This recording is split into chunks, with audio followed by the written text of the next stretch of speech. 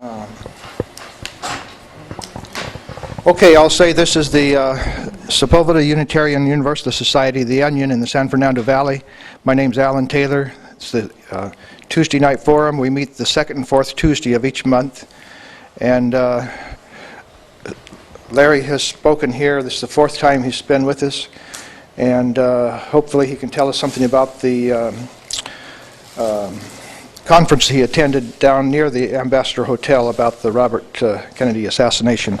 So I'll let Larry introduce himself. Larry? Yes, thank you very much for coming. My name is Lawrence Teeter. I'm Sirhan Sirhan's attorney. I've represented Sirhan since 1994 in ongoing attempts to win him a new trial through habeas corpus proceedings that are currently pending in the U.S. District Court in Los Angeles.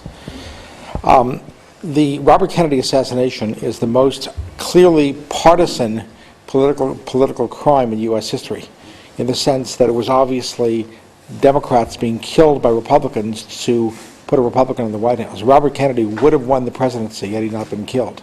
And he had come out clearly against the war in Vietnam. He said that if elected as president, he would withdraw U.S. troops from Vietnam.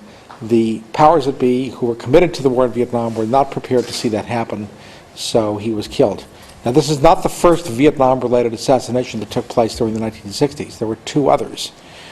The assassination of John Kennedy is Vietnam-related. John Kennedy gets blamed for getting the United States involved in Vietnam, but apologists for his assassination and people who want to cover up why that assassination took place, or people who don't want to dignify the Democrats, whatever category they belong to, as it happens, wind up overlooking one inconvenient fact, which is that John Kennedy had withdrawn some troops from Vietnam before he was killed. That's indisputable. Martin Luther King was killed after he'd come out against the war in Vietnam, not after he had campaigned for civil rights, but after he sought to link the civil rights movement with the anti-Vietnam War movement. That killing was Vietnam War related.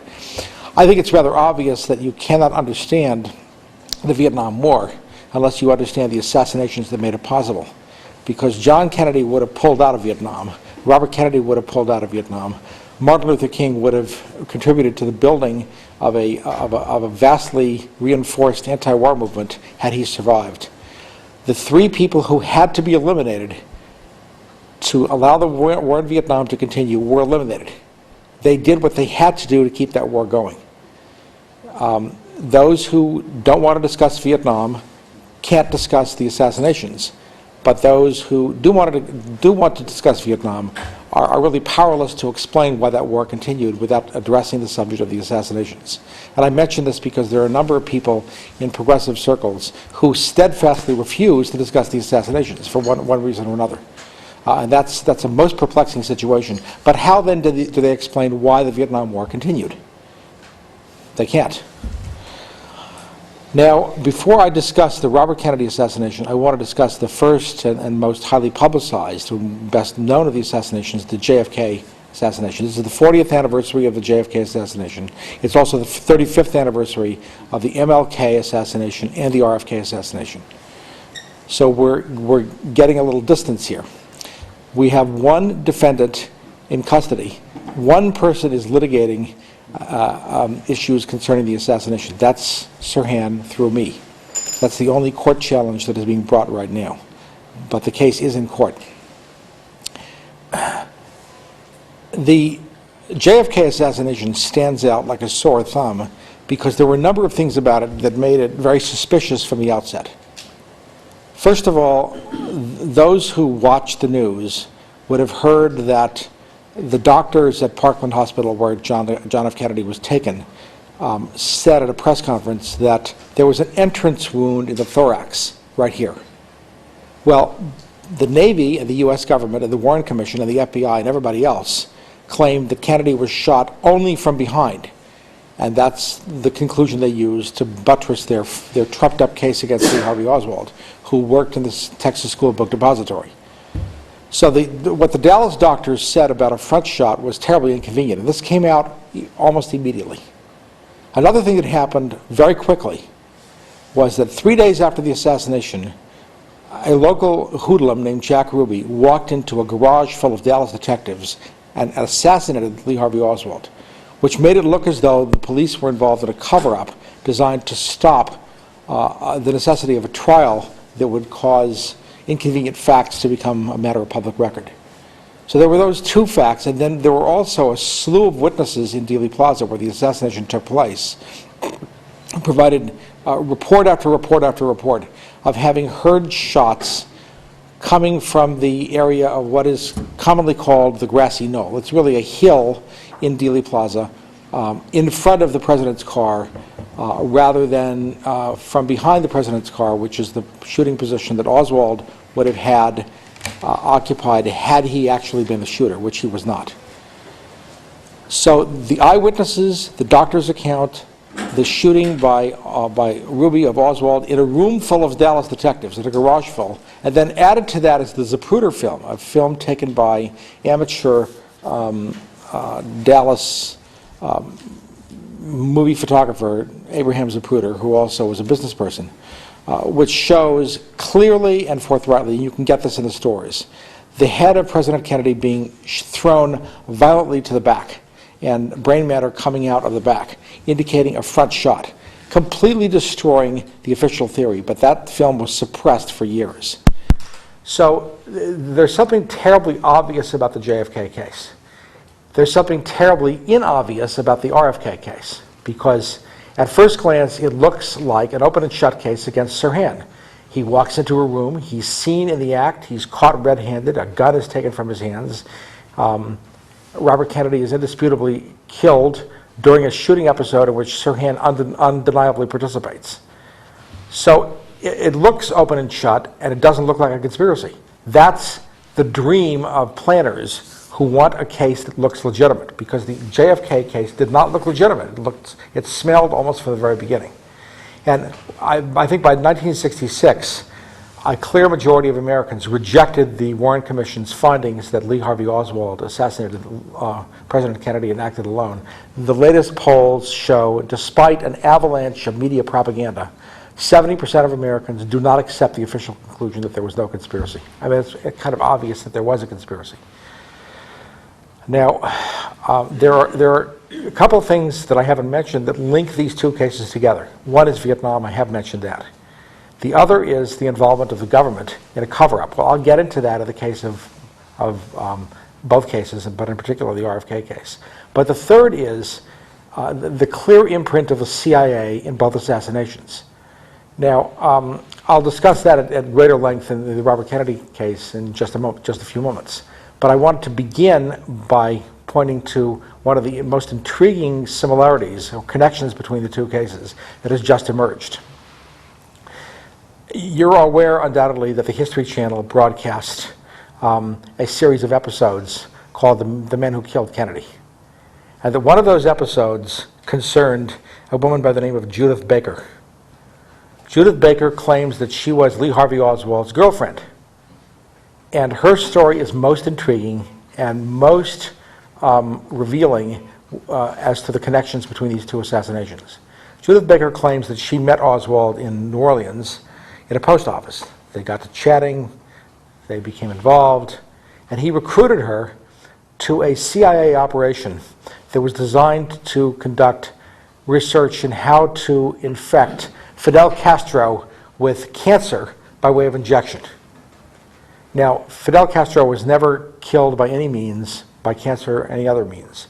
But this operation seems to have left a couple imprints. One is Jack Ruby, who assassinated Oswald, died almost precipitously in jail after having been given an injection. He died of brain cancer. Second, one of the people targeted by New Orleans District Attorney Jim Garrison, who was involved in investigating the JFK case, was Dave Ferry, who was connected to Oswald and others involved in that investigation, including Clay Shaw. Well, it just so happens that Dave Ferry was found to have been the victim of foul play leading to his death. But in his apartment there were rats or mice being used for experimental purposes of cancer research. So Dave Ferry was involved in such research. Now this woman, Judith Baker comes along and claims that Oswald recruited her to this operation, that there was a visit made to a hospital in Clinton, Louisiana, for the purpose of recruiting mental patients to be subjects of these experiments. And that Judith Baker initially bought into the idea. She thought it was a great idea to murder Fidel Castro. She didn't stop to think twice about that. But what seems to have turned her stomach and caught her sense of conscience was the idea of using unknowing mental patients as guinea pigs. Because these mental patients were not going to be told that the injections they were agreeing to undergo were non-survivable events. They were to be told that these injections were for the purpose of developing a vaccine against cancer. She didn't think that was right, so she developed trepidations and wanted to withdraw from the program, and she was told that she had to shut up and her life was in danger. Oswald then told her that he had become aware during this operation that there was going to be an attack designed to kill President Kennedy, that he stuck it out of the operation because he wanted to investigate and find out more than try to block it. Oswald apparently did take action to block the conspiracy. It's undeniable that he went to the Dallas office of the FBI and made a report of some sort. We don't know what the report is because the FBI destroyed the report after the assassination. Well, that was convenient. But we do know that around the time he made that report, there was a telex that went to all field offices of the FBI reporting that information had been received recently that an attempt was going to be made against President Kennedy's life. Now, what about this note? Dallas FBI officials claimed that it said, "Leave my wife, Marina Oswald, alone, or dire consequences will follow." Well, I submit, and most researchers agree, that if that's what the note said, it would not have been destroyed. That's the sort of note that would confirm the government's image of Oswald as a hothead. That would have helped their attempt to prove that he was the lone nut assassin. But if that note said what I think it said, which is that there's going to be an attempt on the president's life, watch out, then they would destroy it because they were part of the plot. Now, I mentioned this business about the CIA's attempt to assassinate Fidel Castro because, as you will shortly hear, the CIA's anti-Castro assassination program led to the very beginnings of the plot against RFK as well. And here's how that happened. In January of 1968, around the time that it became clear that Robert Kennedy was going to run as an anti-war candidate for the Democratic presidential nomination, CIA assassinations operative John Rosselli, who was indisputably, according to the Church Committee, involved in the CIA's plan to murder Fidel Castro, undertook steps that would lead to the compromising of a pool of prominent defense attorneys in Los Angeles before the assassination. Now, why was that possible? Why was that important? It's important because that's what was necessary to make it possible for the planners to conduct a show trial in Los Angeles. Remember, they had a black eye in Dallas as a result of the crude, obvious assassination of Oswald by Ruby in the police station. That looked like a cover-up. In order to avoid that obvious public relations disaster, they had to stage the next assassination with a show trial in mind to make it look legit. They also had to have a fall guy whose guilt would appear to be undeniable, because Oswald wasn't identified by any eyewitnesses. Sirhan was identified by many. So it was a big improvement to the sophistication of their plot. I'm going to explain that Sirhan was induced to walk into this room and fire as a result of hypnotic programming to which he was subjected as a result of a very sophisticated operation known as Artichoke connected to MK Ultra, the CIA's mind control operation. They're not the only ones who could do this, but they certainly could do it, and they were actively researching this technology during that period. Another example of the use and perversion of science to carry out political assassinations. But the important thing here, again, is that the person selected to engineer the process of compromising a bunch of lawyers prior to the assassination was John Rosselli, indisputably involved in the CIA's assassination effort against Castro. So that's another clear connection that just emerged between the two assassinations. They both trace back to the CIA's plot to kill Castro. They both have this imprint. prior to each assassination. Those operations are going on, and people connected with this assassination in some way are involved in the plots against Castro. It's a remarkable connection between the two cases. I think that it builds the case against the government to a virtually fever pitch in both cases, certainly the RFK case included. Now, what did Rosselli do? Rosselli was a defendant in a case brought against card cheaters, accused card cheaters, at a club in Beverly Hills called the Friars Club case, called the Friars Club, where the defendants were accused of cheating prominent Hollywood figures at cards. And it was alleged that Rosselli and his cohorts were engaged in embezzlement and fraud. Well, this indictment of Rosselli made it possible for him to have access to these defense attorneys. The government alleged that Rosselli, together with others, went to Las Vegas and bribed a court reporter who had taken down stenographic notes of secret grand jury testimony in the Friars Club case, surreptitiously and illegally obtained copies of these transcripts, brought them back to Los Angeles and distributed them to these lawyers. Well, what does that accomplish? That means before the RFK assassination, way before, several months before, there was a pool of LA lawyers who were corrupted. Now, nobody knows that they're corrupted except CIA Rosselli and the people who are running his operation. It's not a matter of public record because nobody knows that these guys are holding grand jury transcripts. They themselves know it, but that's it. But whoever's running Rosselli and Rosselli know that these guys are vulnerable. So you can expect after the assassination that one of them is going to get the case and that person is going to be caught with these transcripts and that the government is going to make a deal with him to get him to throw the case so the truth about the assassination doesn't come out and Sirhan is thrown to the wolves. Well, that's exactly what happened. What happened is exactly what had to happen to make the wheels of this machine work. That's what they did. Let me back up about Rosselli a little bit, because Rosselli had been repeatedly the target of FBI investigations during the course of his work for the CIA as part of the anti-Castro operations. There was this ridiculous wiretapping caper in Las Vegas, and the FBI was threatening to go after him, and then the CIA intervened on his behalf, and no, so you can't do that, so the FBI backed off. The Justice Department didn't proceed against Rosselli. The CIA repeatedly ran interference for Rosselli. Then it happened that the FBI, in 1966, this is a year and a half before the assassination, approached Rosselli and asked to speak to him. And he said, I'm not going to talk to you outside the presence of my lawyer. And they said, you don't understand. We've got the goods on you. We've got photographs and documents that show that you and your mother came into the country illegally under a false name. Call us. So he referred this to his lawyer, James Cantillon.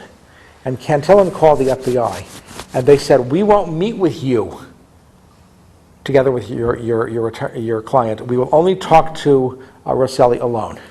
Well, what kind of a lawyer is going to do that? So Cantillon said that, exactly. He said, my client would be crazy to meet with you. Well, those are the terms. We won't talk to you. We'll only talk to him outside your presence. Well, so it was arranged that a one-on-one meeting would take place between Rosselli and one of these agents. There was a conversation, and the FBI asked Rosselli to come work for them. Now this is interesting because they asked him to work for them, but they wanted to make sure this request was made outside the presence of his attorney. So what they were setting up is an operation that would lead Rosselli to set up his own lawyer. And that's exactly what happened, because one of the lawyers who got these stolen transcripts was James Cantillon, Rosselli's own lawyer. Before that, there were FBI documents that claimed that the FBI was trying to turn Rosselli into an informant, that they were looking for some means of compromising him, but hadn't yet found it. This is from 1962 to 63 documents. In 1966, they come up with a means of compromising him. That's the immigration fraud charge. They then talk to him, and in the wake of that, he sets up his own lawyer as well as other lawyers. That sets the stage for an assassination that can go forward safely, because it can go forward with there being some guarantee that the government can have a show trial, with the performance of the lawyers being guaranteed by blackmail.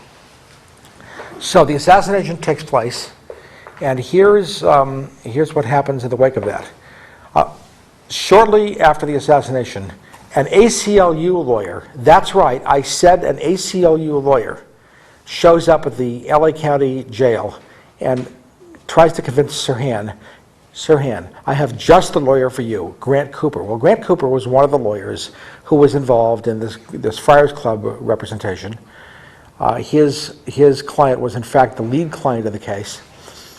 And Grant Cooper was one of the people who had been given stolen grand jury transcripts by John Rosselli. Now, it's not clear how Weirin would know that, but certainly the people controlling Rosselli knew it, and so did Rosselli and so did the others in the case. So all of a sudden you have got this ACLU lawyer showing up, pumping Sirhan to get him to hire one of these lawyers who has stolen grand jury transcripts. And what does Sirhan know? And what he knows is that he's represented by the public defender's office right there, right at that time. But, you know, he said, well, the public defender's office works for the same entity as the DA's office. They get their paycheck from the county. So they're on the same team. What a naive statement, but a lot of defendants think that way. So, I mean, he would have been much better off with the public defender's office because the public defender's office could not have been maneuvered in this crude way to throw the case. And I'll tell you how this case throwing took place. So Sirhan agrees to be represented by Grant Cooper. And right after this, something extremely strange happens. In the course of proceedings in the grand jury, in the course of proceedings in the Friars Club case, in July now, this is 1 month after the RFK assassination, there's a noon recess, and all the lawyers except the prosecutor, David Nissen, leave the room. Nissen is there present with the court reporter, who asks conveniently, you know, can someone find me my transcript of the grand jury testimony of Miss Donato, another grand jury witness? And so Nissen says, well, here, let me go over here to defense counsel's table and see if the transcript is lying here. And then he goes over to Cooper's place at the counsel table and says, what have we here? Here's a transcript that I never gave him. Coincidence of great coincidences. It's lying, according to the prosecution, face up, exposed in plain view on the table, at the place of the table occupied by Grant Cooper. How convenient. Now, I've always been suspicious of this because it seems ludicrous that a defense attorney who had illegally obtained a stolen grand jury transcript, a federal criminal offense, is going to leave it lying in plain view on his placemat at counsel table while he walks out and has a lunch with the prosecutor in the room. That's ludicrous. Nobody's going to do that. But who had access to the counsel table? One is the prosecutor in the case, and the other is co-defendant John Rosselli, who was asked to set up his own lawyer, apparently, and did. So, after this purported discovery, this so-called discovery, which I think was a plant, was illegitimate, of the grand jury transcript at Cooper's place at the counsel table, there's a big hoopla. The prosecutor wants blood. He asks the judge for an investigation. There's a grand jury proceeding. The FBI gets involved. The press is involved. The press is advised, and there's a lot of adverse publicity against Sirhan, focused on the fact that his lawyer is a crook, so that nobody will believe what his lawyer says to the jury. And then in December, before the trial begins in January, something very strange happens. There are a couple documents that I have acquired from the archives of the state of California that were long kept secret. And they detail a series of encounters between the prosecution and Cooper that led to his being compromised. On December 23rd, there's a document that says, laid word from this LAPD document, a secret LAPD document, laid word from the grand jury, Grant Cooper's indictment for theft of the transcripts or possession of stolen transcripts is expected within the next day or two. So it's going to happen within a day or two of December 23rd. Now, on January 3rd, there's another LAPD document. This document says, FBI agent Frenchie Lajeunesse is monitoring Cooper's dilemma. Well, what's a dilemma? A dilemma is he's being given a choice. You throw your client and save yourself, or you fight for your client and you're done. That's the dilemma. On January 6th, 3 days later, the following Monday, there's a court proceeding in the chambers of the trial judge conducting the Sirhan trial. We're now out of the Friars Club case. We're in the Sirhan trial. In chambers, there appears Grant Cooper, together with A.L. Weirin, the lawyer who referred Cooper to Sirhan. And there's a discussion that takes place. And during the discussion, Mr. Cooper says to the judge, "Judge, as you know, there's been a controversy about my possession of federal grand jury transcripts. I could be indicted. However, I've spoken with the U.S. Attorney in Los Angeles, William Matthew Byrne, and it's inconceivable to me that I would be indicted. I can't imagine that it would happen." Now let's analyze that for a second. It's gone from he's going to be indicted within the next day or two to he's got a dilemma to I can't imagine it would happen. That, to me, indicates that there was a deal cut between Grant Cooper and the U.S. Attorney's Office.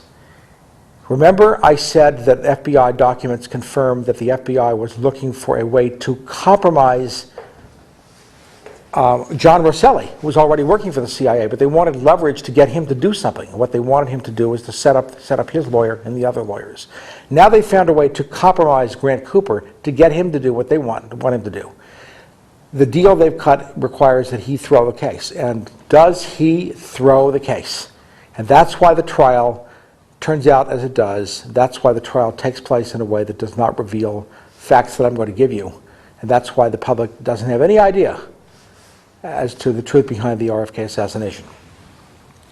So now you're going to see a series of extremely bizarre and otherwise inexplicable actions by Grant Cooper that show that he's acting in response to government pressure to get him to throw the case. And mind you, this whole thing was set in motion by or in connection with a guy, John Rosselli, who was involved in the CIA's program to assassinate Fidel Castro. And I just got through telling you that Lee Harvey Oswald was, according to this new witness, Judith Baker, involved in the CIA's program to assassinate Castro. That's a direct connection between the two assassinations. Both are linked to the CIA's plots to take the life of Fidel Castro. A number of strange things are done by Cooper early on. First of all, he announces ready for trial within a month. Before I do that, before I talk about Cooper, let me tell you something else about Weirin. Because Weirin is the guy who came up with Cooper's name, right? So does he do anything that's very strange? Yes, he does. On this January 6th all-important in-chambers conference that's transcribed by the court reporter, that's part of the record, I have the transcript, there's a discussion in which Weirin goes on the record as saying he's talked to Sirhan and advised him that there's nothing wrong with Sirhan's continuing to be represented by Cooper. Now, the issue being discussed is the way in which Sirhan's reputation could be adversely affected in the eyes of the jury by the adverse publicity being directed at Cooper over the transcripts.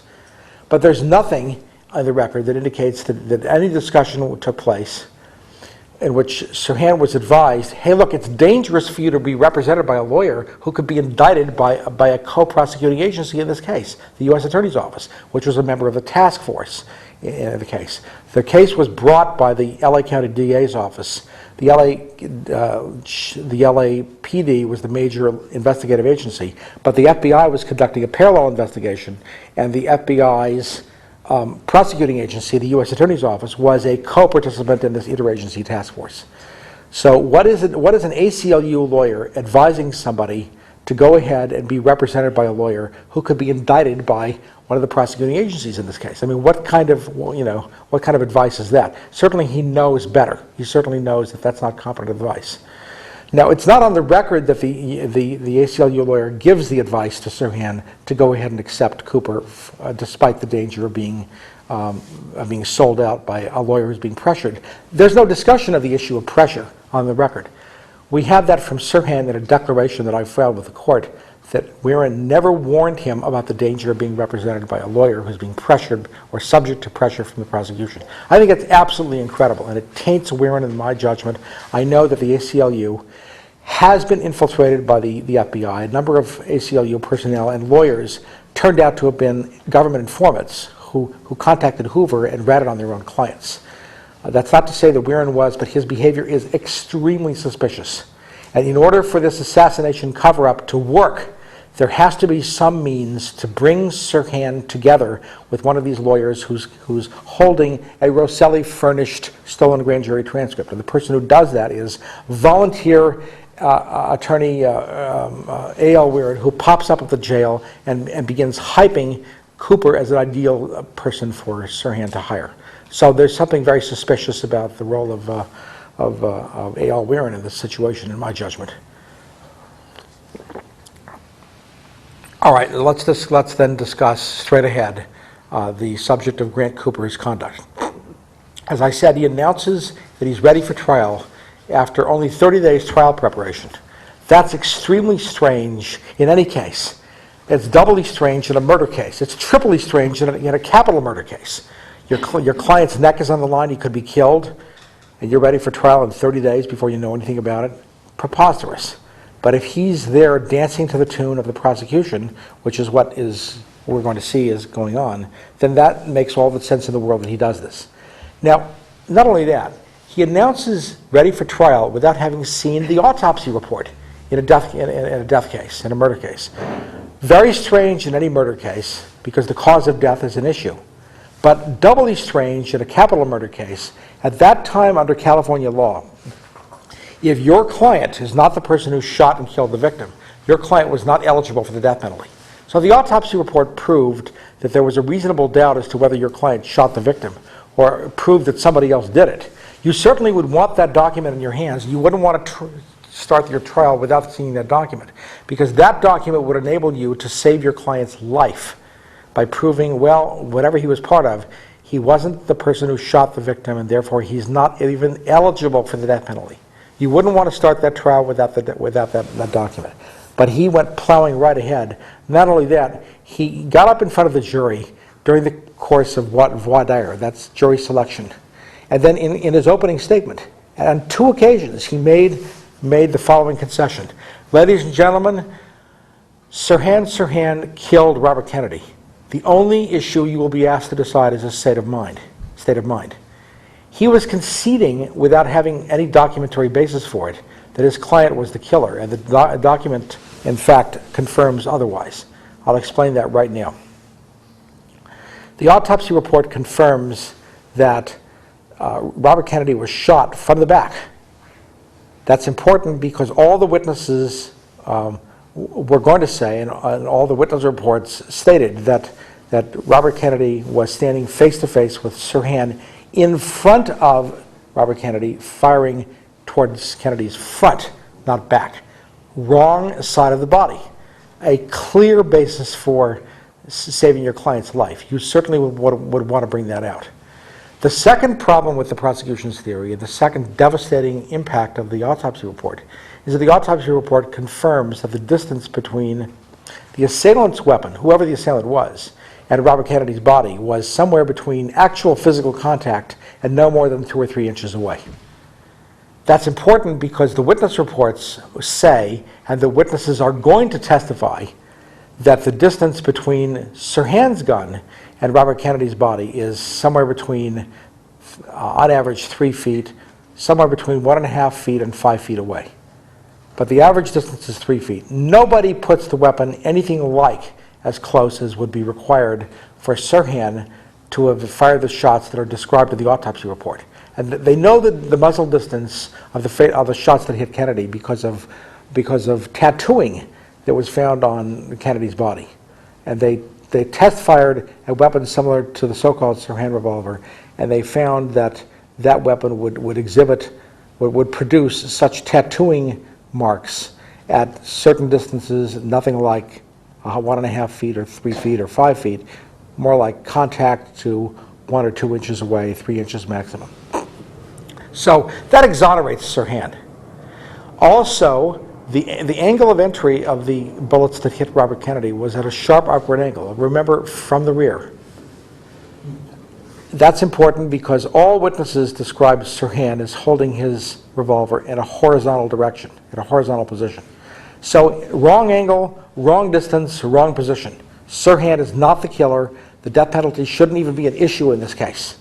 Grant Cooper should be hopping up and down, screaming at the jury, my client is not even eligible, he's not the one. And there was a report in Cooper's possession that was made available of an interview conducted by the police with a security guard named Thane Eugene Caesar, an ideal subject, an ideal suspect in the case. Because Caesar, unlike Sirhan, was directly behind Sirhan, directly behind Robert Kennedy. He pulled his revolver, according to his own statement, right after the shooting fired and dropped to the ground, or dropped to the ground first and then pulled his revolver. Now that puts him in position to fire these front to back, or rather back to front, sharp upward angle shots at such a close range that he could have been responsible for the powder tattooing. He says he was in direct physical contact with Kennedy. He led him into the room when Kennedy turned to his left to shake the hands of a busboy. Caesar admits that he grabbed Kennedy's arm and pulled it back toward the center of Robert Kennedy's body, and then the senator began to move forward, and that's where the shooting began. So Caesar acknowledged having been in direct physical contact at the rear and having dropped to the ground. He and he alone, as opposed to Sirhan, was in position to fire these sharp upward angle contact or virtually contact shots from the rear. Sirhan wasn't. Any defense attorney who wanted to save his client's life would have brought that out, because he would have argued, look, somebody else did it. And Caesar was an ideal candidate as a suspect because he was a supporter of George Wallace, the racist candidate for the American Independent Party, a virulent Kennedy hater, and also he was in possession of a .22 caliber revolver, the same caliber as used in the assassination. But that revolver, he said, falsely, had been sold by him, Caesar, after the assassination. The receipt confirms that it was sold, he said the revolver was sold before the assassination. It wasn't. The receipt shows that it was sold after the assassination. So Caesar was in position and in range. He's got a motive to go after Kennedy. He works at Lockheed, a weapons contractor, which was going to make billions of dollars from a continuation of the war in Vietnam that Robert Kennedy promised to stop if elected. And he gives a false account of his weapon. He's got the right kind of weapon at the time to do this damage. All of this is evidence that could have been presented, or that should have been presented, in Sirhan's behalf in his trial. But compromised defense attorney Grant Cooper was much more interested in saving his rear end from an indictment by the U.S. Attorney's Office than he was in representing his client. That's why the trial did not result in any of these facts coming out. So that's a key to why the trial took the course that it did. Now, there are some other very strange things about this case.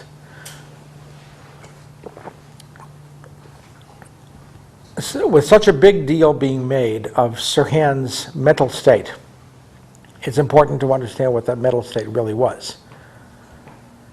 The defense introduced expert testimony from a psychiatrist who claimed that Sirhan Sirhan was a paranoid schizophrenic and that he went into an altered state as a result of lights and mirrors, and that's why he lost control of himself and killed Robert Kennedy. Well, it happens that paranoid schizophrenics, or schizophrenics in general, have a very low level of hypnotizability. And that's important because Sirhan had a very high level of hypnotizability. So the defense that was put on was a false, fraudulent defense. The jury rejected it, walked Sirhan straight into the gas chamber. Remember, they thought that Sirhan was the person who shot Robert Kennedy. Now, why am I talking about hypnosis? When Sirhan was first examined by Dr. Bernard Diamond of the defense in his cell, it very quickly emerged that Sirhan had been hypnotized before the assassination. He was an experienced subject. Dr. Diamond walked up and held a quarter out in front of Sirhan's face, and Sirhan instantly went into a trance. Remarkable. Dr. Diamond realized that Sirhan was an excellent and experienced hypnotic subject, that he had been hypnotized before the assassination. And then he decided to see to what extent Sirhan could be manipulated through hypnosis to perform acts that he wouldn't ordinarily perform. So he said to Sirhan, when Sirhan was still in trance, Sirhan, when you wake up, that's the inexact terminology that was used, I'm going to touch my forehead, and when you see this signal, you're going to climb the bars of your cell like a monkey. So he, quote, woke him up, and then he touched his forehead. And Sirhan went right up the bars of his cell and hung from the top of his cell like a monkey and looked down and gave monkey-like expressions to the doctor. And Dr. Diamond said, Sirhan, who told you to do that? And Sirhan said, no one, I'm doing it on my own. I want to look out the window. So here we have a virtual blueprint of the way the assassination was carried out. We have somebody who is manipulated through hypnosis to walk in and fire a gun with no knowledge that he's acting in response to hypnotic programming, who denies that he's been hypnotized. And Sirhan repeatedly denied to Dr. Diamond that he was acting in response to a hypnotic command. There are other signs of this. The prosecution repeatedly mentioned a notebook that was found in Sirhan's room containing one particular page with repeat incantations of the phrase, RFK must be assassinated, RFK must be assassinated, Robert F. Kennedy must be assassinated. In this trance-like repetition. Well, the defense should be jumping up and down about that. The defense is not talking about it at all. The prosecution is talking about it, and the defense is making nothing of it. Another example of a compromised, rigged defense. And it's important what the defense had as a way of answering this document that was used by the prosecution to buttress its claim that Sirhan was planning the assassination and was using writing to try to program himself into committing it. Because under hypnosis, Sirhan was asked, Sirhan, tell us something else about Robert Kennedy. And he wrote out the phrase, RFK must die, die, die, RFK must die. The same pattern of writing in his cell under hypnosis as appeared in his room before the assassination, leading to the obvious conclusion that the pre-assassination writing in his room was also the product of hypnosis. If somebody hypnotized him to do this writing, somebody hypnotized him to walk in and fire with no memory and knowledge of what he was doing. Sirhan described having met a girl, as he calls her, at a coffee urn in the Ambassador Hotel. And he engaged in a conversation in which she said, could you pour me a cup of coffee with a lot of cream and a lot of sugar? He then describes himself as having blacked out. The next thing he remembers, he's being choked on the steam table in the pantry with a gun in his hand. Was she giving him some sort of signal that would cause him to black out and carry out a programmed scenario? At another point in his questioning before trial, he said, yes, she led me into a dark place. So he's describing her as having led him into the pantry. He's not saying he followed because he wanted to. He's saying she led him in. She's describing a situation in which she's basically in command of his conduct. The other thing that's very interesting, so that would seem to point to the idea of Sirhan as a kind of Manchurian candidate who's being controlled by hypnotic programming and who's acting in response to commands, just as he was in his cell when the doctor said, when I touch my forehead, that was the signal then, you're going to climb the bars of your cell like a monkey. The signal prior to the assassination appeared to be Sirhan, not Sirhan, but pour me a cup of coffee with a lot of cream and a lot of sugar. At trial, interestingly enough, he was asked, Sirhan, did you shoot Robert Kennedy? Now, if he was aware of what he was doing, he would have said yes, but I did it for the following reason, or it was the wrong thing to do, or something like that. But he said, I don't recall, I'm told I did, I must have. So he submits to the idea that he did, but he had no memory of having done it. And that's not a painless thing for him to say, because he was in effect acknowledging that he was not in command of his faculties, not something that he wanted to do. There was a stigma attached to that in Middle East culture. In fact, defendants in criminal cases frequently are observed to be more than willing, they were more willing to go to the gas chamber than to acknowledge that they're not on their right mind because of the stigma attached to that. So that's also interesting. Now, the prosecution claimed that Sirhan programmed himself through hypnosis and reinforced his own willingness to do it by this repeat writing. But if that's what you're doing, then you would have a memory, and Sirhan had no memory. And to show you that his amnesia was genuine and not faked, let me recount for you the fact that under hypnosis, Sirhan was unable to even reenact the assassination. The doctors said to him when he was in trance, "Sirhan, here comes Robert Kennedy. The bombs are falling. Reach for the gun. Reach for the gun, Sirhan." And he reaches for his crotch. They can't get him to reach for the gun. It's indisputable that he reached for a gun. Everybody knows he reached for a gun. He doesn't. He's told that he did. But everybody else knows he did. But they couldn't break past what was apparently a hypnotically induced blocking mechanism. Another example of this was, "Sirhan, was there someone with you?" "No." Then the question is repeated and he says, "Yes, a girl." The girl, the girl, the girl. What was his name? What was her name? The question was, under hypnosis. He groans and shuts down. Apparently a blocking mechanism prevented him from answering that question. It's as though he had been advised, "You will not be able to recall this information." There are two other indications of this. And by the way, all of this is material that should have been presented on Sirhan's behalf to support the idea that he had been manipulated through hypnosis to walk in as a clay pigeon and fire with no knowledge of what he was doing, because that's in fact what has taken place. And there are two other indications of this, and they're very powerful. One is, right after the assassination, Sirhan had a discussion with a doctor at county jail. And in the course of this discussion, it quickly becomes apparent that Sirhan is shivering. And the doctor comments on this. And he asks him, why are you shivering? Are you cold? And Sirhan says defensively, "No comment."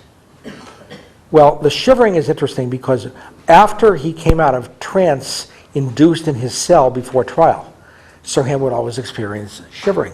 He would always be cold then.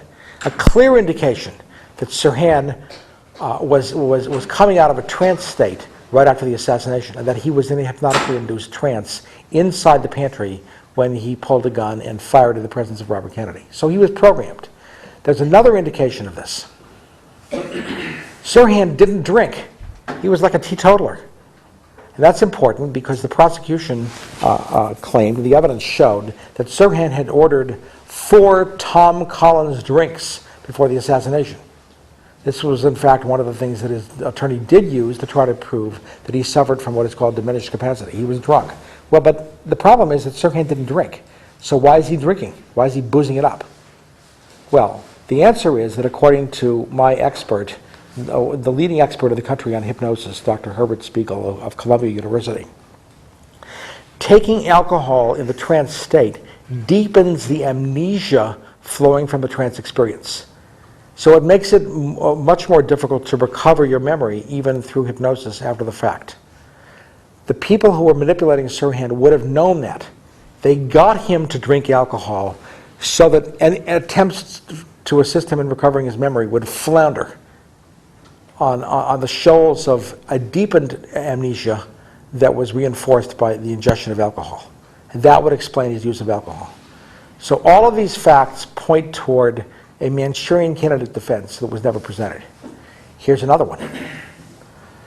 The prosecution points with great enthusiasm to the fact that on the day of the assassination, Sirhan went to the San Gabriel Valley Gun Club and fired his weapon, they claimed, for target practicing to prepare for the assassination. Well, but there's something very strange about that. The sign-in sheet at the San Gabriel Valley Gun Club reflects that 5 names above Sirhan's name, there appears LAPD Officer Lee. Isn't that a rather strange thing to do, to dry run a political assassination in front of a cop? Because aren't you planning to say, I didn't know what I was doing, I had no knowledge of what I was doing? There you are dry running, which shows premeditation. Why are you going to do this in front of a cop? Why don't you go out to the desert and do it on your own? But he's going to do it in front of LAPD Officer Lee? That means he doesn't know what he's doing. He doesn't realize he's dry running an assassination. He's out there plunking away, having a good time. Remember, that's what he thought he was doing when he climbed the bars of his cell like a monkey, having a good time. He didn't know he was following a hypnotic command. And it's even better than that, because on June 1st, that's the Saturday before the assassination. The assassination took place on the 5th, following Election Day, the 4th. On the 1st, Saturday, Sirhan goes out to the gun range operated by, of all things, if you can believe this, that's right, the Corona Police Department. There he is in front of a bunch of cops, dry running again. But it's even better, because there's a document from the Corona Police Department gun range that shows that Sirhan was followed into the gun range by somebody with a Sirhan-like face but a much larger body. That somebody signed Sirhan's name onto the roster. So he had a handler. He was set up. He was a clay pigeon. He's innocent. Remember Oswald's comment in the basement of the police station? I'm just a patsy. That's what Sirhan was, a patsy. This document that I've described to you was never turned over to the defense, so the defense never even had a chance to talk about it, even assuming they wanted to. It's significant because the witness who saw the Sirhan-like person who signed Sirhan's name on the roster and who wouldn't back away from that was the range master, who was a Corona police officer himself. This is a very dangerous witness from the prosecution standpoint, because this is somebody that's difficult for them to charge with lying to support a conspiracy theory. He's a cop. So they deep six the report, they bury the report never sees the light of day. I recently discovered this in the State Archives collection. And that's one of the documents that is before the California Supreme Court in my second petition, which was denied, and now all of this is going to be in litigation in district court in Los Angeles. So you have an overview of the kind of defense that could have been mounted for Sirhan. Well, it wasn't, of course, because the defense attorney had some other agenda, saving himself. Now, you can see the outlines of this plot. A hypno-programmed fall guy to take the rap. A show trial, which looks like a full exposition of the facts, but which is really a cover-up. And with a hypno-programmed assassin, you have somebody who really can't be trusted to carry out the act. He's drunk, he's under hypnosis. That means they have to get somebody else to actually do it. And I've already explained that that's exactly what they did. The shooting was carried out by somebody else from a different position, at a different angle, at a different distance. They were not going to trust somebody under hypnosis who was drunk with the act of doing it in Robert Kennedy. Sirhan's job in this scenario was simply to get arrested and be blamed, and be unable to explain his own conduct, and be represented by a lawyer who was being blackmailed by the government into not defending him. The act of assassinating Robert Kennedy was going to be performed by one or more other people. Now, if that's the case, there should be telltale signs on the crime scene that multiple guns were used. Is there that evidence? You bet. And the prosecution covered it up deliberately. Sirhan's revolver held 8 shots, the so-called Sirhan revolver, which I don't believe is actually his revolver. But that weapon held 8 shots. According to the prosecution. According to the police, 7 bullets were found in victims. An 8th bullet was lost on the ceiling. So if there was any evidence of extra bullets on the crime scene, that would show multiple guns were in use. That would show a conspiracy. That would tend to support Sirhan's innocence as the shooter. It would at least be useful in getting him out of the death penalty. It would also support a Manchurian candidate theory of the defense, because with multiple people involved, suddenly it becomes apparent that Sirhan, this would reinforce the idea that Sirhan was in no position to consciously carry out an assassination. He didn't know what he was doing. He was just a victim of a plot involving other shooters who were in a position to carry it out and knew what they were doing. So here's the evidence. The first FBI agent on the scene, William Bailey, the only honest FBI agent of the case, really the only one, wound up saying that he saw bullets lodged in the door frame of the Ambassador Hotel pantry. That would show multiple guns in use. There were other witnesses who saw and photographed extra bullets or extra bullet holes. There was an LAPD officer who at one point said he saw the criminalists digging out extra bullets from the doorframe. Those bullets were never turned over to the prosecution. Their existence is not established by police reports. That was covered up. There are photographs that were taken by the FBI, which are labeled photographs of bullet holes. The FBI was on record as saying bullet holes in the pantry. But those photographs, that evidence, those witnesses all show multiple shooters. That all reinforces the idea of a conspiracy. That all reinforces the idea that this assassination involved others in addition to Sirhan, and that there's no reason to blame Sirhan as the shooter. And of course, he couldn't be blamed anyway because he was out of position and out of range, as the autopsy report shows. So it now becomes apparent in retrospect how this assassination was organized by the people who put the plan together. In order to avoid the debacle of Dallas, they had to have a hypno-programmed fall guy whose guilt would be apparently indisputable because he could be seen in the act of firing the shots. There would be no room for speculation that he wasn't involved. Remember the Oswald situation. Nobody saw Oswald do anything. A clear blueprint for a public relations disaster. They've solved that problem. They've got somebody, by using hypnosis, to walk in and subject himself to the death penalty by firing a gun in Robert Kennedy's presence.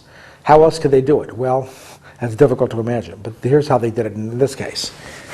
They have somebody else to carry out the deed because they can't trust their hypno-programmed, intoxicated fall guy to actually do it.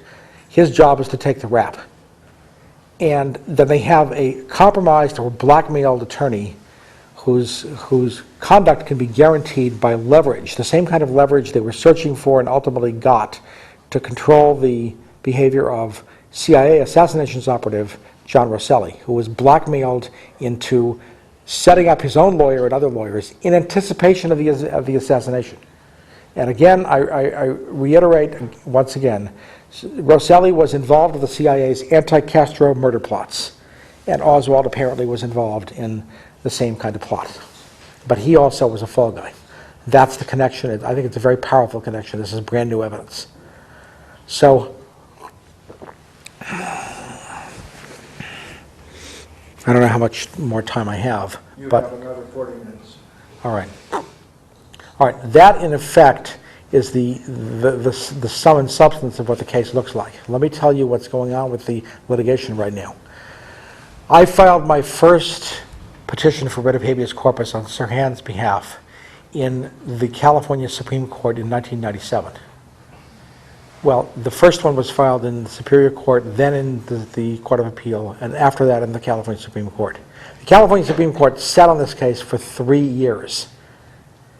After 3 years, they came out with a one-sentence order. The petition is denied on the merits and is untimely. For 3 years. It took them to write one sentence. The next day, I was in federal court with a federal petition. I had to go to the state Supreme Court first to complete a process that is called exhausting state remedies. You can't go to federal court with constitutional claims unless you presented them first to the state courts. So the first petition was filed in the Supreme Court, and then those claims were federalized in a federal petition. Since then, additional evidence was developed, which led to a second California Supreme Court petition.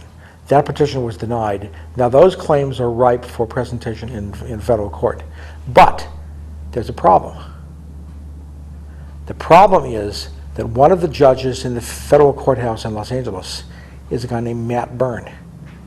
Have you heard me mention Matt Byrne's name tonight? Yes, you have. Matt Byrne was the U.S. attorney with whom Grant Cooper had conversations before the trial. Remember, he said, "Your Honor, I've talked to Matt Byrne, and it's inconceivable to me that I could be indicted." That guy is a judge in that courthouse right now. The non-capital habeas corpus cases are generally adjudicated by magistrate judges who serve at the pleasure of the district judges who are confirmed by the Senate. The magistrate judge assigned to this case is, as with all other magistrate judges, a subordinate of all the judges in the courthouse, including Matt Byrne. Well, recognizing the obvious conflict of interest and the danger that I couldn't get a fair hearing in front of somebody who has personal loyalty to Matt Byrne, the U.S. attorney who was apparently involved in dealings that give rise to this blackmailing claim, I made a motion to recuse the whole courthouse. That motion was denied repeatedly in the Central District of California, which is the LA Federal Courts. I went up to the Ninth Circuit Court of Appeals. That petition was twice denied. I went to the U.S. Supreme Court. That petition was denied. So you had the entire judicial system of the United States saying it's okay for this case to be decided by a magistrate judge who was a subordinate of the district judge who, as U.S. attorney, was involved in the process, or was assertedly involved in the process of blackmailing Sirhan's attorney. That's okay. Well, I'm not willing to accept that as the final word, so I've renewed my motion for relief from this conflict of interest in a motion designed to obtain an order transferring the case to Fresno. That motion is still pending. That's where the case is right now. But you've heard an overview of the evidence in the case, and I hope this is illuminating. Let me just bring up a couple of points that are similar to those that frequently get raised in question and answer sessions. I get asked repeatedly about the girl in the polka dot dress.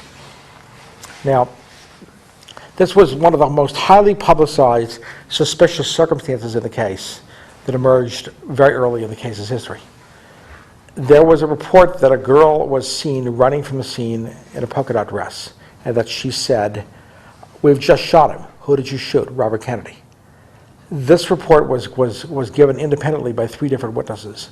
The prosecution chose to shelve this report. They subjected one of the witnesses to a brutal interrogation under a polygraph administered by an officer with CIA connections. And once they got this witness, Sandy Serrano, to waffle just a little bit, not to recant, but to waffle, they trumpeted this as a recantation and went public with their broadcast news that the girl in the polka dot dress was a figment of somebody's imagination and had been laid to rest. It's not true. There's something else that I must point out that shows the extent of LAPD complicity in this crime. Their handling of the bodies and their handling of the physical evidence. Right after the assassination, you expect me to tell you that they sent everybody to immediate medical treatment and everybody got good treatment, right? No, that's not what I'm going to tell you, because that's not what happened. That's what would happen if they weren't up to no good, but they were up to no good. The LAPD transported all bodies, including Robert Kennedy's, to an LAPD clinic called Central Receiving Hospital, a triage center where everybody was x-rayed. Robert Kennedy was held for 20 to 40 minutes in an x-ray facility, being x-rayed while he bled to death. After an unconscionably long period of time, he was taken across the street and 1 block away to Good Samaritan Hospital, where a team of neurosurgeons was waiting for him. Now, why the delay? I mean, were they just hoping he would die? Well, no, it's more than that. They wanted to get a bullet count through x-rays because, I contend, if there were too many bullets in victims to be consistent with a single shooter hypothesis, they'd have to find something to do with one of those bullets. Now, that implies that they could send one person to a corrupt doctor who would lose a bullet. Well, we've already seen from the JFK case that they have corrupt doctors they can call on. There were corrupt doctors who were involved in a murder plot against Castro, who were actually developing not a vaccine, but a mechanism of injecting cancer. Those are criminals. So there are doctors that apparently they feel called upon. I cannot imagine any other explanation for their conduct. They must have realized that if an extra bullet showed up in victims, and if that wound up in one of the investigative reports, they would be held to pay for it, because that would prove a conspiracy. So that's what I think they had in mind in x-raying the bodies of all victims, including the mortally wounded Robert Kennedy. That's not the end of what they did to the evidence. I've already told you they suppressed the extra bullets that they found on the crime scene. There were photographs taken at the crime scene. One group of photographs was taken by Jamie Scott Enyard, a 15-year-old high school student who managed to get into the pantry with forged press credentials and who photographed the assassination in progress. Well, Thane Eugene Caesar's gun was never tested. He was never asked during this interrogation 2 days after the assassination to produce his weapon. The guns walked out, but the photographs got busted. Scott Enyard was taken into custody. He was thrown to the ground as he attempted to leave the assassination scene. His camera was violently seized. The film was removed from it. He was told that he could see some films at the time. Within several hours, he was given back the shots that he took outside the pantry. The shots that were taken inside the pantry, he never saw. So, the photographs got arrested, the guns walked out. Who's involved in this assassination? And let me tell you more about Scott Enyard's photographs. As a result of substantial political pressure, an effort was ultimately successful, forcing the LAPD to divulge its files and transport them to the state archives in Sacramento. Once the state archivist got hold of the files, Enyard made a request for his photographs, which he suspected would be in the LAPD's possession. And the archivist wrote back and said, "We can't find your photographs, but what we do have is a document that says that in August of '68, less than 3 months after the assassination, the LAPD incinerated 2,410 assassination-related photographs in a hospital incinerator at a county USC medical center." Did that sink in yet? They burned in a hospital incinerator over 2,000 photographs connected to the case. The archivist opined, "Mr. Enyard, your photographs must be among those burned." Enyard brought suit against the LAPD. The LAPD then sent officers up to Sacramento, and they came out with, "Look, we found his photographs. They're here after all. They're not destroyed. Nothing sinister about this." Well, Enyard was very suspicious of these LAPD discovered photographs, not only because nobody saw them before, but because they were on the wrong kind of film, a film that he didn't use that night. So he asked the court for an order compelling the transfer of the so-called Enyard films from Sacramento to Los Angeles so he could have them tested. And as a photographer, he knew the test that had to be performed. And what Enyard suspected is that these photographs were photographs of doctored negatives, not photographs of a genuine 3D field. And his expert would have been able to tell the difference. So the photographs arrived in a tampered-with container in Los Angeles. The judge said, "I'm not having any of this. I want these photographs, the films sent back to the archives and brought back here in an appropriate container that hasn't been tampered with." There's no chain of custody, she said. So they went back to Sacramento. Then the Sacramento archivists hired a local courier, an elderly man, who had done courier work for the state archives office in Sacramento. And he flew down here and then rented a car in LAX and gets in his car and pulls into a gas station, and he hears a thud on his tire and gets out to investigate, and the tire's flat. And then he goes to make a phone call. And then he comes back, and somebody has taken his evidence, including the photographs. So the photographs were missing forever. The LAPD had no explanation for this. The Inglewood Police Department had no explanation for this. The city council put out a reward for the recovery of the photographs, like crocodile tears, sure. The jury wasn't buying any of this, and they came to the conclusion that Enyard deserved a substantial verdict.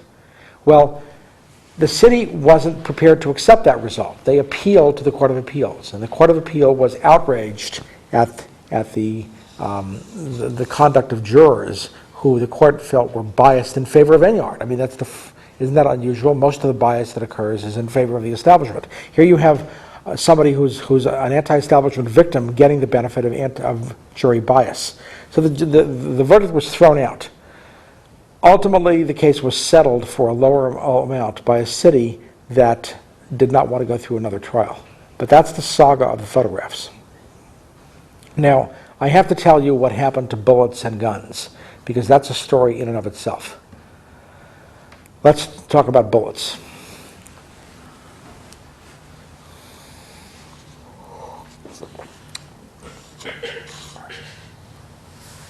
Well, actually, let's talk about guns first. The LAPD actually test fired 2 weapons, and not just one, to get test bullets to match with victim bullets in this case.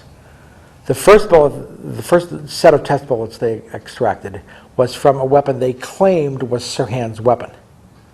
Well, there's great cause for concern as to the legitimacy of the Sirhan weapon. The Sirhan weapon is numbered H53725. It's up in the state archives today. It has a half-moon front sight. That's suspicious because the only witness to describe a Sirhan weapon with any particularity was somebody who saw him firing that day at the San Gabriel Valley Gun Club, who described the weapon in Sirhan's hand as having no sight at all, or a flat sloping sight. There is another model from this company that makes 22s, Ivor Johnson, that has a sloping or flat sight, not the half-moon sight. So the half-moon sight was not the weapon that was seen at the gun club. So there's cause for concern as to whether the weapon in the archives is even Sirhan's gun. But let's move beyond that, because the next day after test bullets were taken from this so-called, I contend, imposter Sirhan gun, the police test fired another weapon, the serial number of which was H18602, a different weapon entirely. And why is that so significant? That weapon, as it turns out, had been in police custody before the assassination. It had been taken from an arrestee in Los Angeles in 1967.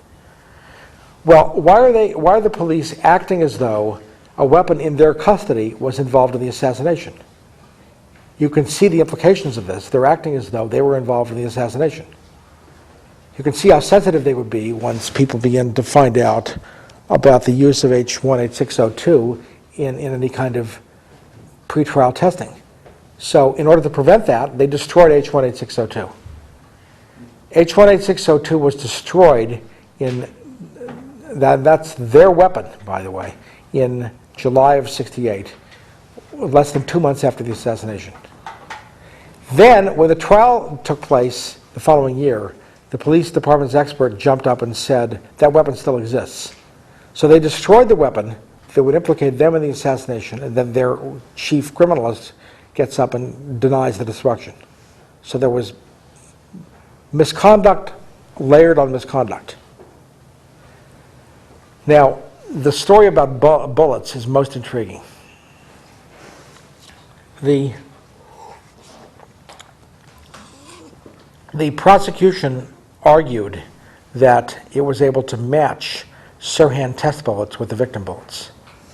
But this argument was based upon a stipulation or an agreement from this compromised defense attorney, Grant Cooper, who agreed not to contest the legitimacy of the ballistics evidence. In chambers, Cooper was told, and remember, he's being blackmailed, we lack foundation for the bullets.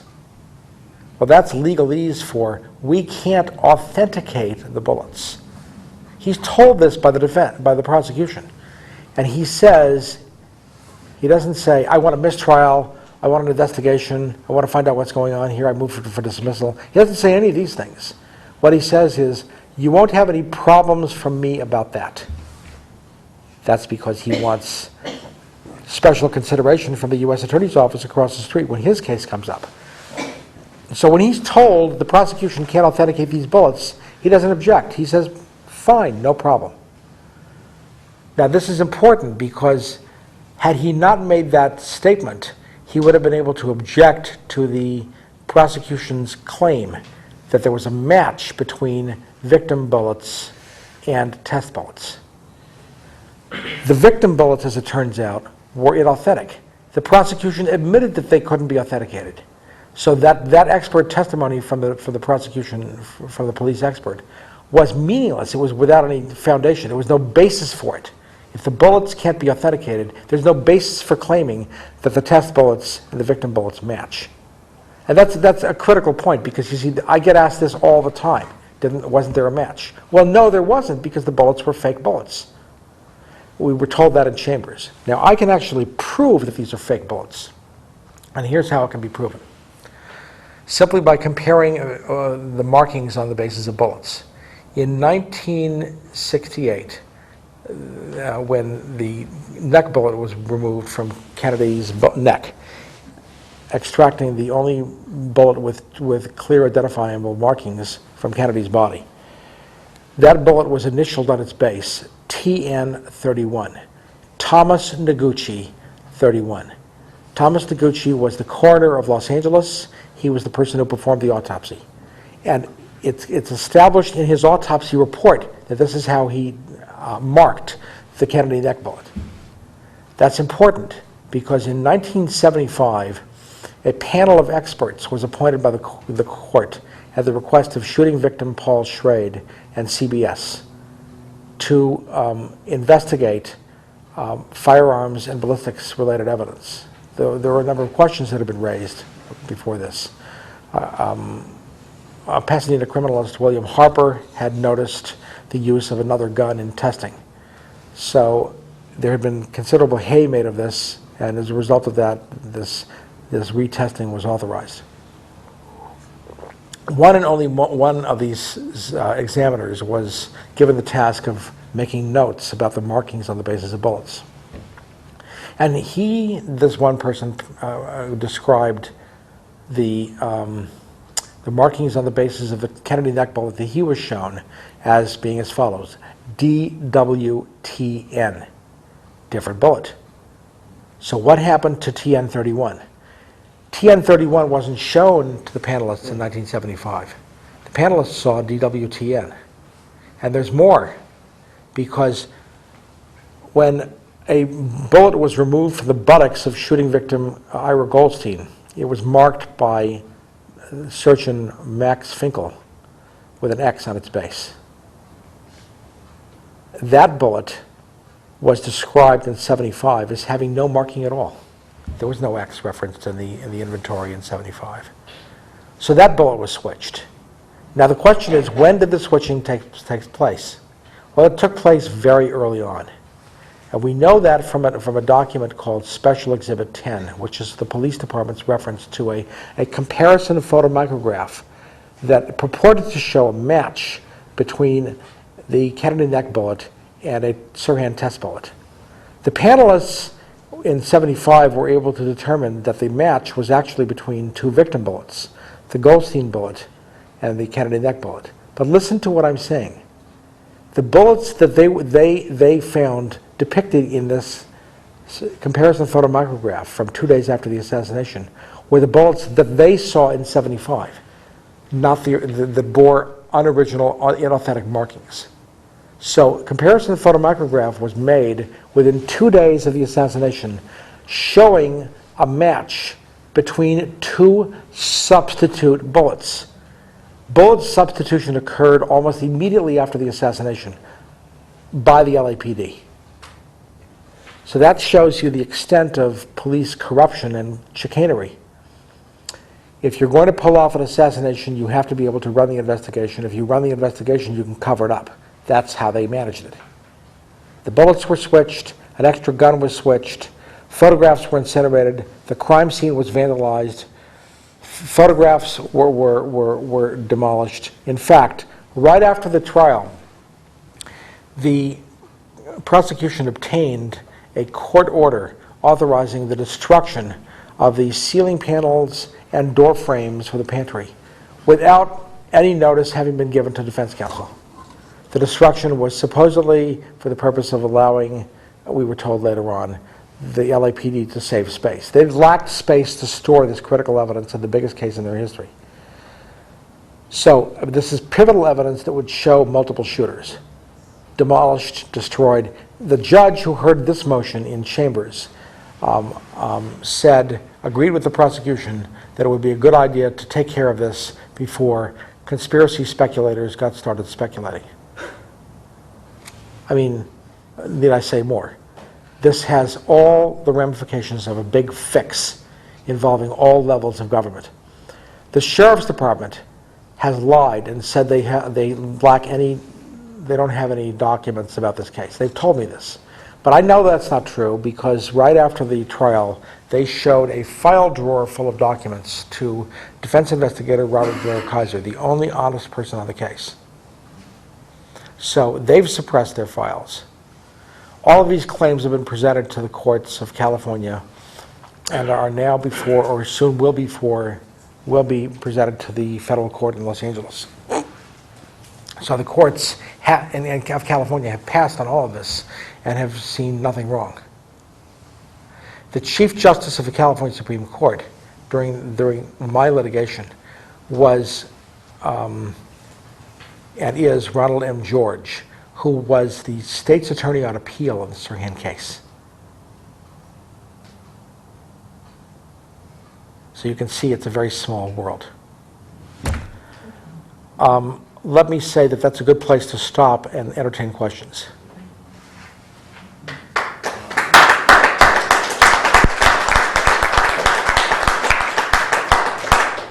Yes.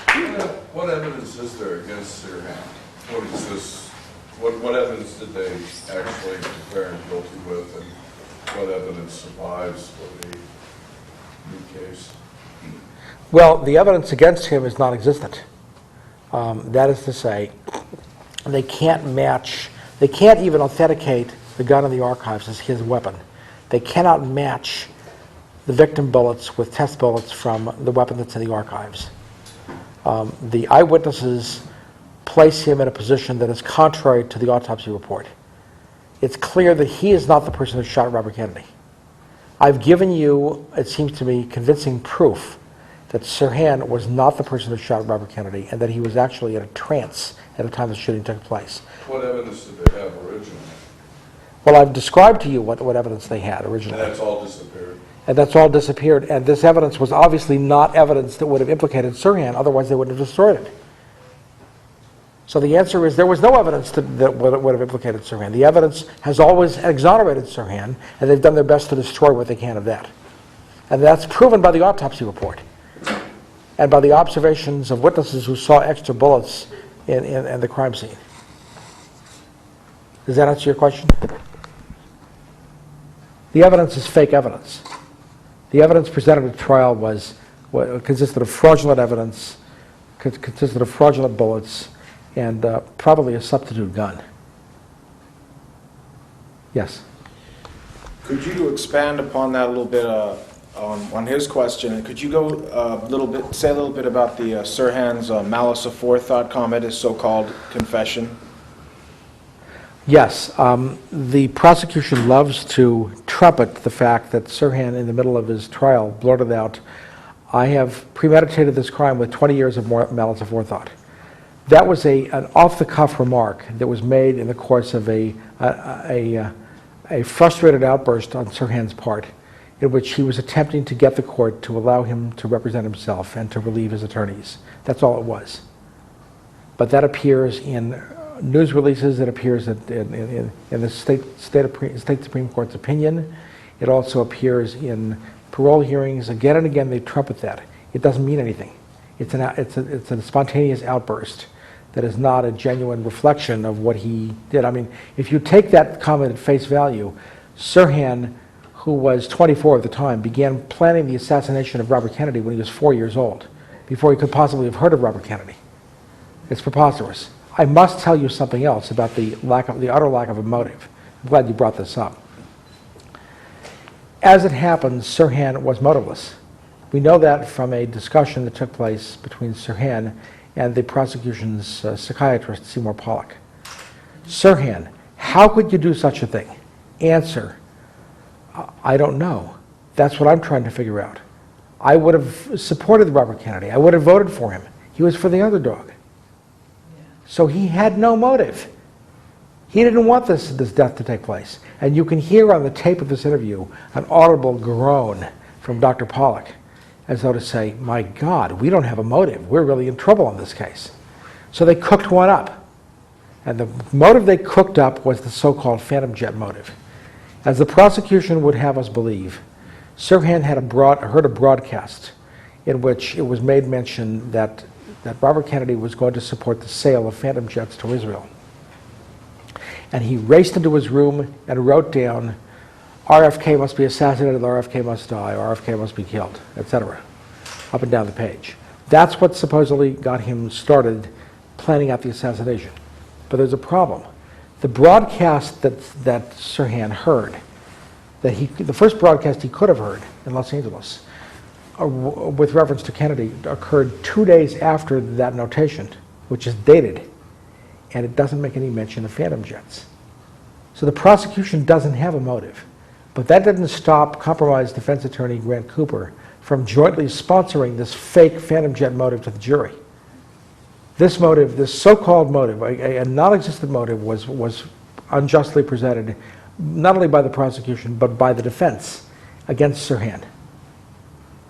The defense also asked the jury to believe that Sirhan's repeat writing was the product of his following recommendations in Rosicrucian literature, which recommended that people write things down repeatedly to get themselves willing to do it.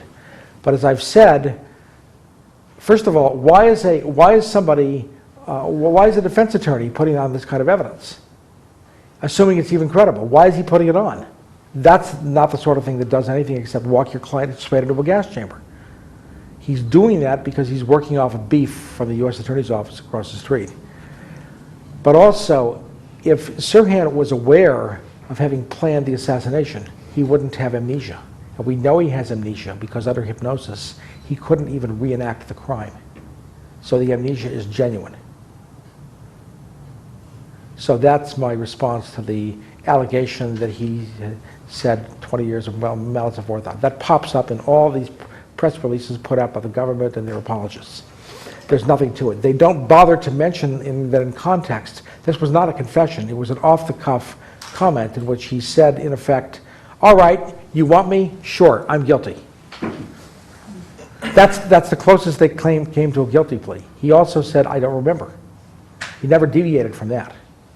You can't have 20 years of malice aforethought and I don't remember at the same time. Those are incompatible statements.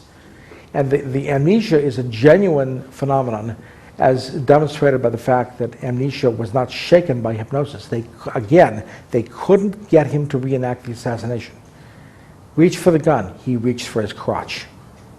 Nobody denies that. So there is absolutely true amnesia as a product of hypnoprogramming. I should mention that my expert on this case is Herbert Spiegel, who teaches at Columbia University, widely recognized as the world's leading expert on hypnosis. These are the conclusions he's come to, that Sirhan was hypnotized to walk in and fire with no memory and no knowledge of what he was doing, and no ability to recall the programming process or any of the events leading up to or associated with the crime.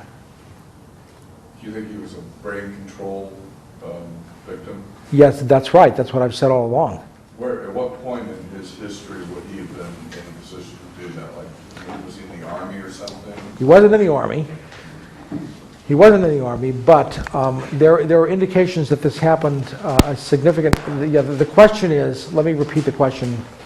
If you bring back the microphone. You have the mic. Okay, right. I'll repeat the question. The question is, at what point did this programming process take place? Well, we don't know exactly. We don't know who did it. There are indications, but we do know that there is reason to believe that this programming began a significant period of time before the assassination.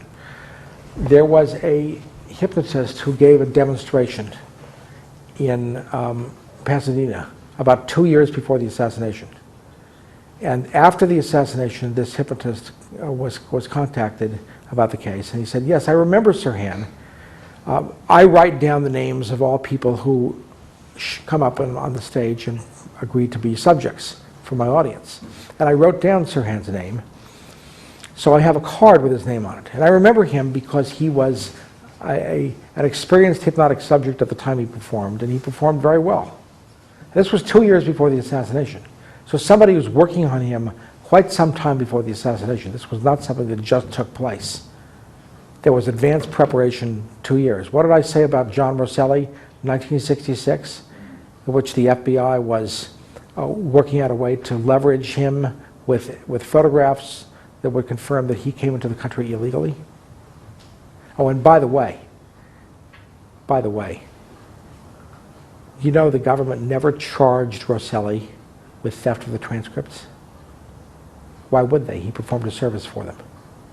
I think that's one of the most telling pieces of evidence there is in the entire matter. They went after Rosselli for immigration fraud to leverage him. They went after him for the Friars Club case to put him in proximity to these lawyers whom he was going to set up. But they never prosecuted him for theft of the transcripts, because in stealing the transcripts, he was working for them. That's why he was being leveraged. And I think that that is extremely telling. And that's one of the issues that I would like to explore at an evidentiary hearing. Why wasn't Rosselli charged with theft of the transcripts? Because the government's own documents prove that he was involved in stealing the grand jury transcripts before the assassination. Why wasn't he charged? They went after him big time in these two other matters. Why let him go in that case? Well, because he was working for them, which means they were in on it. There was somebody else who wanted to ask something.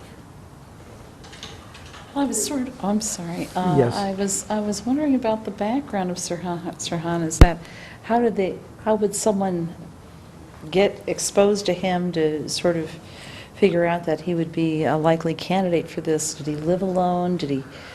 Was he an isolated person? Did he have a job that connected him with people in some way? All right, the question is, how would they gain access to information that Sirhan would be a good hypnotic subject? Yeah, why would they pick him?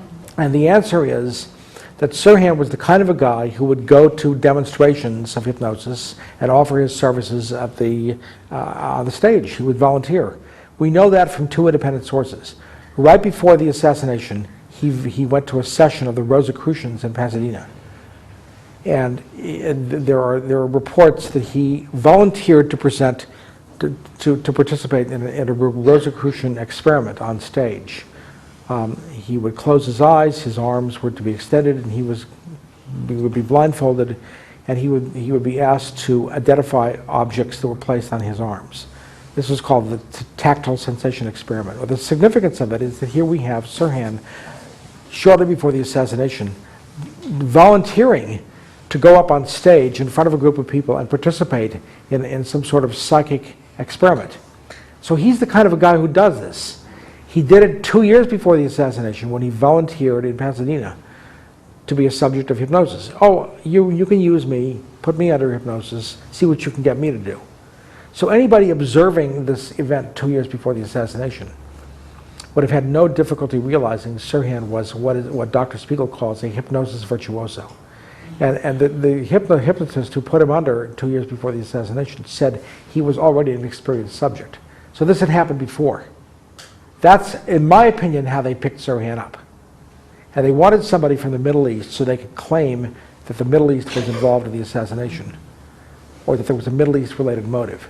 The last thing they wanted was for people to have any room to speculate that Vietnam was involved in this assassination, because that was their motive. So they chose a different part of the world, and the part of the world they chose enabled them to claim, Sirhan, Palestinian fanatic, Arab terrorist. Does that combination of words ring familiar these days? See how clever that was? That was an anticipatory show of bias against the Palestinian people. They were capitalizing on it even then. And this was in 1968, just 1 year after the '67 war. So that's, I think, how Sirhan was picked up. Oh, there's something else. Sirhan knew how to use a .22. Where did he learn this? In ROTC in high school in Pasadena. The U.S. Army would have known that. Was he in the Army? No, he was not, but he was in ROTC. Did he say that he brought a gun to the pantry area that night? He had no memory of having done anything there, but at one point he acknowledged in his questioning on the stand that he must have brought a gun to the assassination scene. Why must he have? Well, because he said at one point that he brought the gun from he had the gun in his car from the sessions that he had over at the gun range earlier that day. And at some point he realized that the gun would be unsafe in his car, so he went back to his car and got the gun. Do you think Thane Eugene Caesar was the only other shooter, or only shooter, confirmed shooter in the room? No, I don't, but before, the question is, was Thane Eugene Caesar the only other confirmed shooter in the room? No, I'm not saying that Thane Caesar was the person who shot Robert Kennedy, but there is overwhelming reason to suspect that he may have, and that he's somebody who should have been focused on by the defense and the prosecution, both of which gave Caesar the right to skate out of the courtroom. In fact, he was never called. His weapon was never testified. It was test-fired. So there were, in my opinion, yes, there are other people who shot weapons in the room. And let me back up to the subject of what Sirhan said about his going back to the car to get the weapon. That's an important point. Sirhan was given unrestricted access to the prosecution's psychiatrist, who was allowed to hypnotize him with nobody else in the room. Grant Cooper, who was working off this beef from the U.S. Attorney's Office, made that brilliant decision. It was after this access had been granted that Sirhan began to be amenable to accounts that the prosecution would find useful to its case. I've just given you one of them. Another was the version of events submitted by his own attorney that Sirhan had used Rosicrucian literature to prepare himself for the assassination. Sirhan had no knowledge of this, but he then gets worked on by the prosecution psychiatrist, after which his own attorney leads him into admitting that that's what must have happened. In truth, he had no memory of it. So Well, you can see how... The Rosicrucian literature is used to put him in some sort of murderous trance? It's preposterous, isn't it? Well, is that what you're saying? No, it wasn't. Well, I mean, is that what they're saying? The prosecution, with the assistance of an all too eager to please Grant Cooper, presented the argument that Rosicrucian literature was used by Sirhan to reinforce his willingness to carry out the act of killing Robert Kennedy. That was their claim. They came up with that. I know that cannot be true because Sirhan has amnesia of the event that is not shaken by hypnosis. This was a theory that was concocted by the prosecution and the second prosecutor in the courtroom, Grant Cooper, who was being blackmailed by the U.S. Attorney's Office. It's nonsense. And there's no reason a defense attorney would present that kind of so-called evidence unless he had ulterior motives. That's not defense evidence. That's prosecution evidence. And it's nonsensical. Do you have any idea how many bullets actually were expended in the room? Well, at least 10, because there were at least 2 extra bullets demonstrated by crime scene evidence. Also, there is sound evidence that points toward an even higher number of bullets being expended in the room. More bullets were fired than could have come from Sirhan's weapon. From Sirhan's weapon. Let me put that in quotes, because the weapon up at the archives is not Sirhan's weapon. They switched bullets, they switched guns, they destroyed extra bullets, they destroyed the extra gun, they incinerated photographs. They did everything. And the basic thing they did is they blackmailed the lawyer into making sure that none of this came out. And they blackmailed the lawyer as a result of a CIA plot that was generated before the assassination. The key actor in that plot was involved in the anti-Castro plots, the same plots in which Oswald was apparently involved before he became the fall guy for the JFK case. If that doesn't link these 2 cases together, I don't know what would. Yes? What is the situation now? You have won a new trial, is that it? Well, I would like to get a new trial. The question is, have I won a new trial? The answer is no. Proceedings are now underway in U.S. District Court in Los Angeles, in which I'm seeking a new trial for Sirhan. I'm having some problems with that, and I've tried to explain why that's the case. The magistrate judge to whom the matter is decided has been assigned for decision is a subordinate of a district judge in the courthouse who used to be U.S. attorney and who was involved in the process of compromising Grant Cooper. So no new trial has been granted, but there are obstacles to getting that, and I'm working on resolving those obstacles. It's a battle. It's a battle royale. And there are very powerful forces with a tremendously compelling vested interest in making sure that I don't get relief in court. That's not to say they're necessarily going to win, but that's what I'm up against. Larry, what's the evidence that Grant Cooper actually possessed those stolen transcripts in January of '68? I mean, how solid is that evidence? Well, Grant Cooper seems to have acknowledged that he did. I take it as established from the government's own memoranda that Rosselli, together with others, went to Las Vegas and he illegally acquired the transcripts and distributed them to a number of lawyers in Los Angeles, one of whom would have been Grant Cooper. And that's what the government claims. Now, that's the government's own claim. And then all of a sudden, Cooper supposedly comes to court with one of these transcripts. Now, maybe he didn't have the transcripts. Maybe the transcripts were just planted. But it's awfully strange that if he had them, he didn't leave them at home. Why is he coming to court and leaving them in plain view on his papers for them to be conveniently discovered when he leaves the room? That's not something that anybody would do. So I've come to the conclusion that those transcripts were probably planted by John Rosselli. Now, maybe Cooper had them beforehand, but Rosselli was in position to make sure that they were discovered when the prosecutor was alone in the room with the court reporter, with another court reporter. And that was during the Friars case. That's right. It was discovered. But this discovery took place after Cooper agreed to represent Sirhan. Very convenient.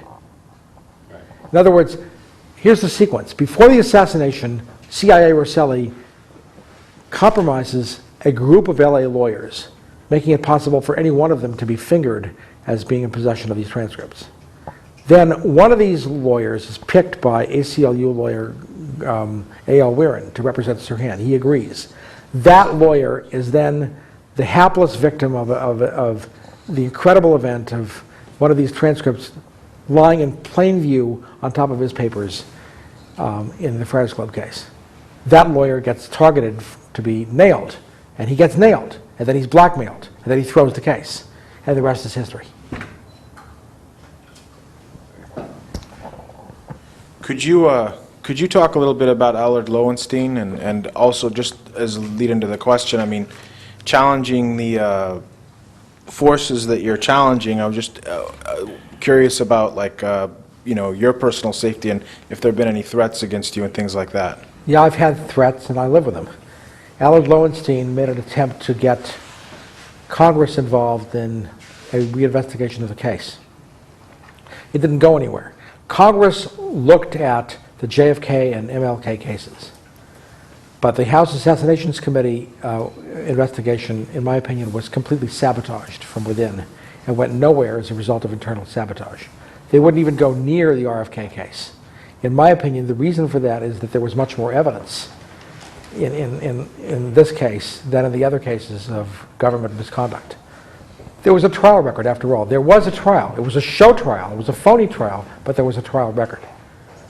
So that's why. It was a good autopsy, right? And there was a valid autopsy, unlike the situation in Dallas, where there was an autopsy of which many people feel autopsied a tampered with body. That didn't happen here. The autopsy in Los Angeles was a devastating blow to the prosecution. For this plot not to come unraveled, they had to make sure that Sirhan's representation was being handled by somebody they can control through blackmail. Can you imagine what would have happened if Sirhan had an honest lawyer? If he had been represented by the public defender's office, the public defender's office would have made hay with that autopsy report and at least saved him from the death penalty. Well, that would have exposed the plot. And Hubert Humphrey could have gotten elected by an electorate that said, we don't want another Dallas.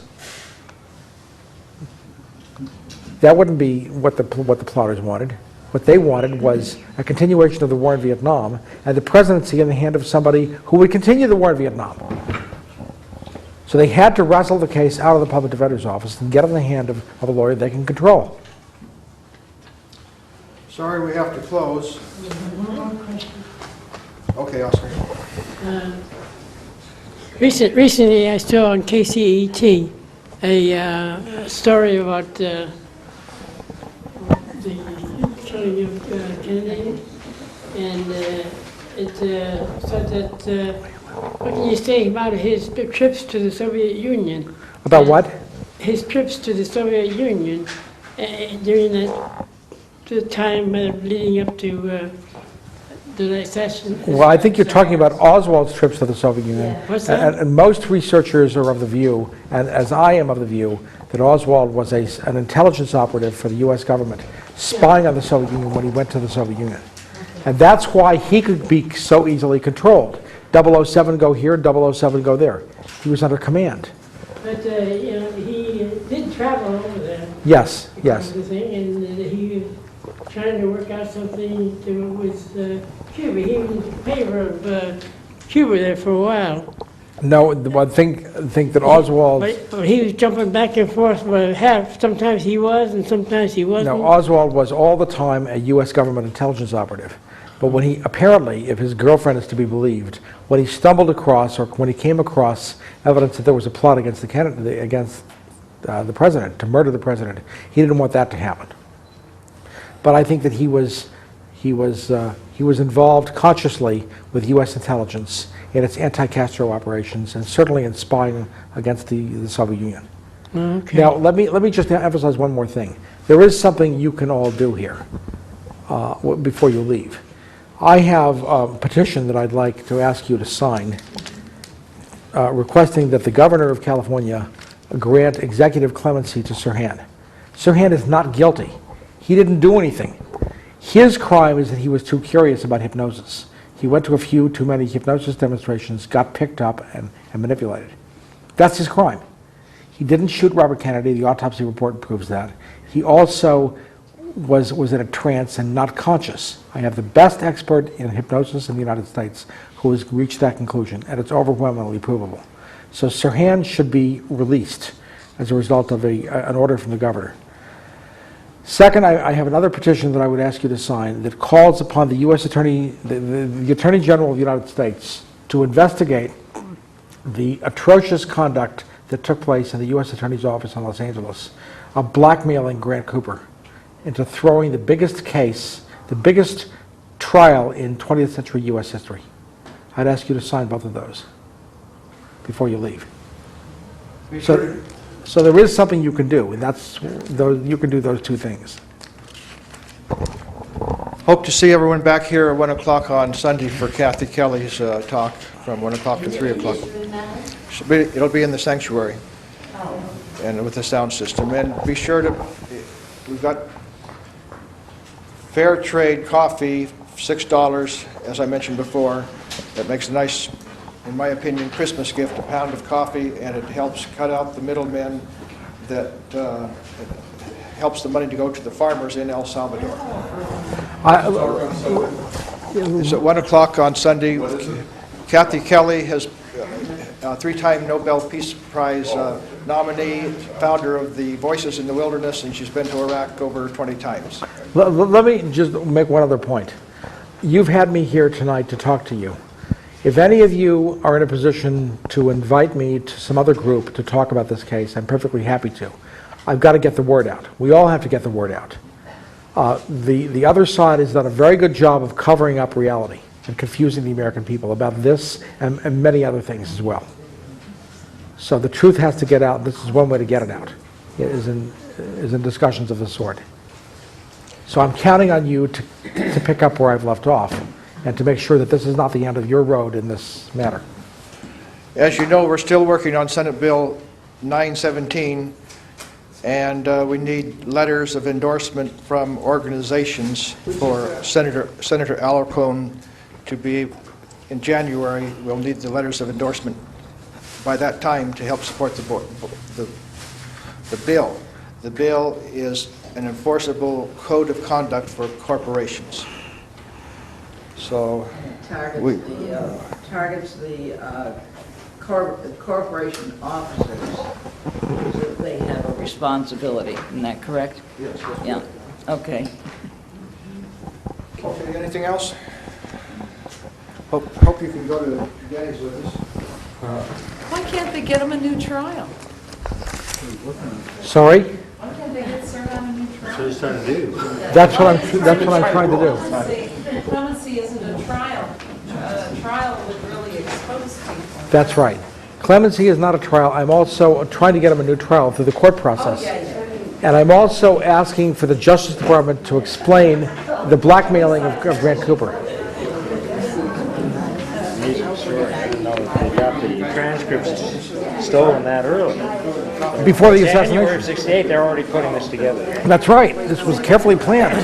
What about Sirhan's family? Did they recall any of his associates in 66, 67? No. He was just a kid. I mean, was he not? He was a clay pigeon with no knowledge of anything. The perfect clay pigeon. He was passing a high, and then he went to City College for a while, right? Right. Because I went to the school. I was Well- at the high school after him, you know, but it was the same. Again, here, let me get these out here. Put 'em out Really there. undersigned. Mr. Teeter, Jim and I are I'd like to make one announcement. For those of you who have internet access, you can receive on the internet a 1-hour discussion on my part that was broadcast over KPFA. If you dial in the words, if you punch in the words RFK Assassination, I'm number 11 on the list of things listed in that series that come up with those words. So punch in RFK Assassination, and you can listen to a 1-hour talk by me. It's on the internet.